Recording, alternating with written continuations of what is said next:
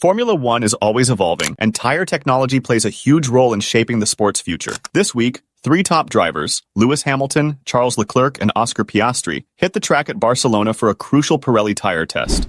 What does this mean for the upcoming season? Let's break it down. Over 2 days, Pirelli and Formula One teams gathered at the Circuit de Barcelona, Catalunya, to test new tire compounds for the 2025 season. These tests are essential for developing tires that offer better grip, durability, and performance. And who better to put them to the test than three of the grid's top talents? On the first day, Lewis Hamilton, the 7-time world champion, took the wheel for Mercedes. Despite his upcoming move to Ferrari in 2025, Hamilton remains fully committed to developing the car and providing crucial feedback. His experience is invaluable for refining Pirelli's next-generation tires.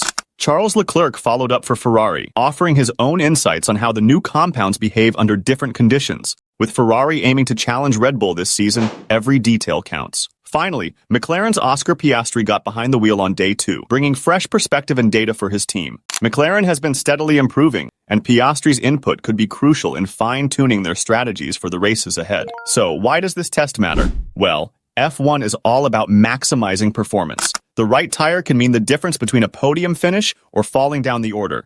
Pirelli's tests help ensure drivers have the best possible grip and consistency during races, ultimately leading to more exciting battles on track. As the 2024 season heats up, these developments behind the scenes could be game changers. Will these new tires bring closer racing?